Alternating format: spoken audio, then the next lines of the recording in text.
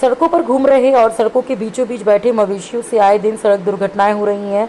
NH हो या मुख्यालय से लगी रास्तों पर दिन हो या रात मवेशियों की झुंड सड़कों पर बैठी रहती है और इनके मालिक भी इन्हें काम निकल जाने के बाद खुला छोड़ देते हैं। ऐसे में रात में चल रहे गाड़ियों से इनकी लगातार टक्कर भी होने के कारण जानकारी मिलती रहती है और इस दुर्घटना में मवेशियों की मौत हो जाती है और कई मवेशी घायल हो जाते हैं। साथ ही इन दुर्घटनाओं में वाहन चालक भी गंभीर रूप से घायल हो जाते हैं। वहीं गौरक्षकों के द्वारा दुर्घटनाओं पर रोक लगाने को लेकर लगातार इसकी जानकारी भी निगम प्रशासन को दी जाती है, लेकिन सड़कों के बीच बैठने वाले मवेशियों को हटाने का काम अब तक निगम प्रशासन के द्वारा नहीं किया जा रहा है। साथ ही लाखों रुपए खर्च करके निगम प्रशासन द्वारा बनाए गए कांजी हाउस भी पूरी तरह से क्षतिग्रस्त हो गए हैं।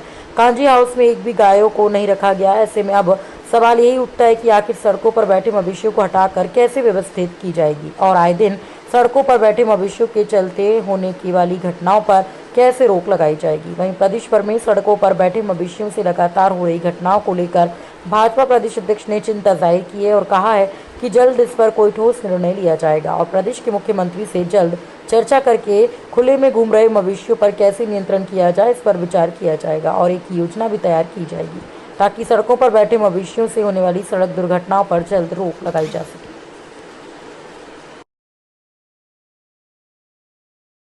2017 से गौ सेवा का कार्य में लगे हुए हैं। वर्तमान में हमारी गौशाला में एक्सीडेंटल बीमार गौवंशों को गौ एम्बुलेंस के माध्यम से लाया जाता है। अभी हमारे पास करीबन 250 से अधिक गौवंश हैं और सीमित जगह होने के कारण और अधिक गौवंश को हम रखने में असक्षम हैं। सरकार के द्वारा कोई ऐसा प्रावधान नहीं है, कोई ऐसी जगह नहीं है जहां बीमार एक्सीडेंट गौवंशों को रखकर उपचार किया जा सके। पिछली सरकार में बरसात के मौसम पर रोका छेका का अभियान चलता था, तो कुछ डर था पशुपालकों के ऊपर, तो वो गाय को घर में बांध के रखते थे, रोड पे नहीं छोड़ते थे। लेकिन अभी वो भी बंद हो चुका है और सड़कों पे खुलेआम गाय को छोड़ रहे हैं लोग और एक्सीडेंट हो रहा है, लोग भी घायल हो रहे हैं। गाय की तो कोई सुनता ही नहीं है, उनकी तो पूछो ही मत, उनका भी बुरा हाल है क्योंकि एक बार एक्सीडेंट में घायल गाय का उपचार आदमी तो बता सकता है कि मुझे क्या दर्द है, लेकिन गाय अपने मुंह से नहीं बोल पाती कि उसे क्या दर्द। अभी तक कितने गाय की मौत हो चुकी है? प्रतिदिन हमें सुनने को मिलता है शहर नगर निगम क्षेत्र में कहीं 2 गाय कहीं 3 गाय। आज ऐसा तो अभी तक किसी प्रकार का कोई कार्रवाई निगम की तरफ से वो ऐसा नजर तो नहीं आया है।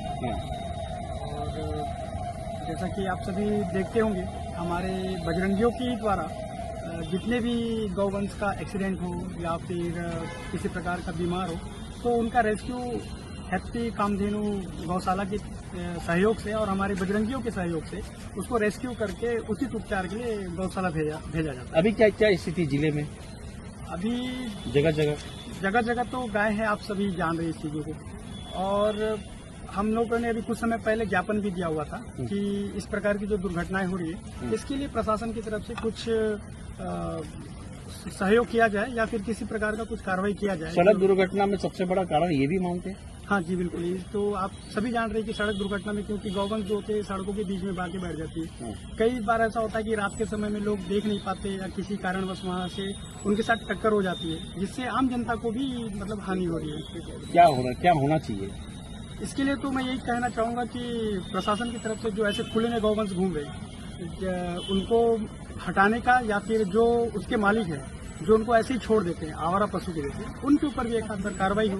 इससे लोगों में थोड़ा सा डर होगा और गौवंश के साथ जो ऐसी दुर्घटनाएं हो रही है आम जनता के साथ उससे बचाव हो सकता है। ठीक है। लाखों का खर्चा उठा के कांजी हाउस बनाया गया है। अभी कांजी हाउस में एक गाय नहीं दिखती है, रोड में दिखती है। गाय गौ माता रोड में दिखती है और आड़ावाल क्षेत्र और कंगोली क्षेत्र और पटवा क्षेत्र में स्ट्रीट लाइट रहते रहते भी नहीं जलती है, जिस कारण से जो डार्क कलर की जो गौ माता है वो नहीं दिखते हैं और दुर्घटना हो जाती है। प्रशासन को अवगत करा आप लोगों ने? जी, प्रशासन को हम लोग ज्ञापन दिया गया है। प्रशासन का ऐसा कुछ दिख नहीं रहा है, कार्रवाई कर नहीं रहे हैं।